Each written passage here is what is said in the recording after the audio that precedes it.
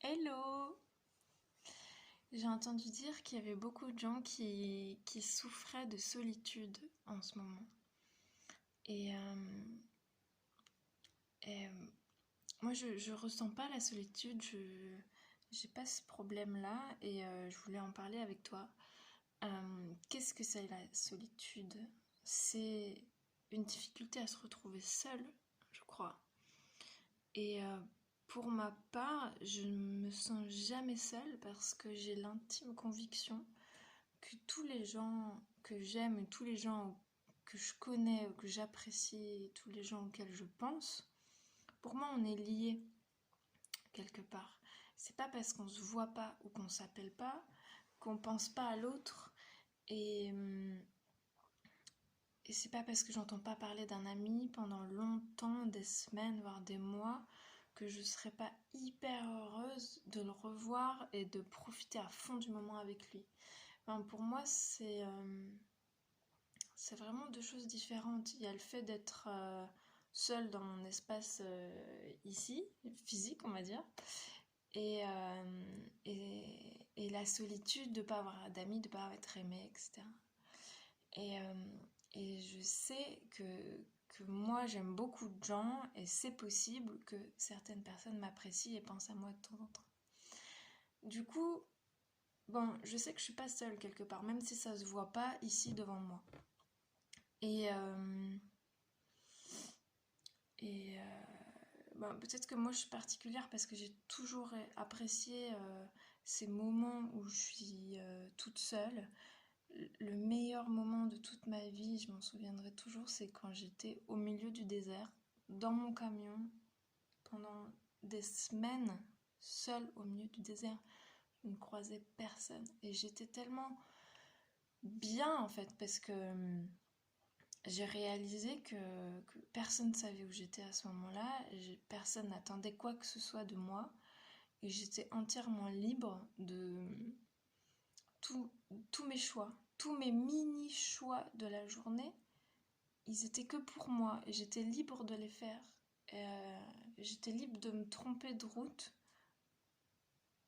personne n'allait me juger ou me faire une remarque. Et tout était ok en fait à ce moment-là parce qu'il y avait que moi et j'essaye de pas me juger. Ça pouvait arriver de me dire ah là là, j'ai mangé trop tard, ou tu sais pas cuisiner, c'était vraiment dégueu à midi, nanana. Mais c'est ok parce que c'est juste avec moi, donc je vais pas m'en vouloir à moi-même d'avoir fait n'importe quoi. Je me dis ok, je changerai la prochaine fois. Et en fait, c'est plus facile de faire des erreurs quand t'es seul. Parce que je me dis que t'es plus tolérant, mais ça dépend. Il y en a qui sont très très rudes avec eux-mêmes, mais ça peut-être on verra une autre fois comment se pardonner soi-même. Mais le fait d'être seul, ça t'offre une liberté de fou de t'écouter toi pour tous tes mini-choix. Et, euh, et j'ai découvert une difficulté, c'est que parfois je me levais le matin et je me disais j'ai envie de faire quoi aujourd'hui? Et je savais pas. Parce que j'avais jamais pris le temps dans ma vie de me demander mais moi j'ai envie de quoi en fait? Parce qu'en général, je demandais d'abord aux autres, t'as envie de faire quoi, t'as envie d'aller où, etc. Et après, je suivais parmi les propositions qu'on me donnait. Mais je me suis jamais demandé, tiens, moi, de quoi j'ai envie. Et c'est vraiment ça que j'ai découvert en étant seule, et à quel point c'était cool de, de juste me demander, mais ok, j'ai envie de quoi, je fais quoi, et de le faire, et de suivre mes pulsions, mais personnelles, juste à moi. Bon, c'est un truc que je vous invite à faire. En plus, si vous êtes vraiment tout seul, vous pouvez tester plein de choses en ce moment. Personne ne va vous juger. C'est ça le principal avantage d'être seul aussi. C'est t'as pas peur d'être jugé puisque t'es tout seul. Donc ose tester des trucs, ose tester des choses, ose danser chez toi, ose chanter, ose faire ce que tu veux parce que t'es tout seul. Profites-en à 100%. Profite de cette chance de pouvoir faire ce que tu veux et de tester des choses avec toi-même, teste ce que tu aimes, ce que tu peux ne pas aimer. Enfin, vas-y, explore. Il y avait un autre truc que je voulais dire.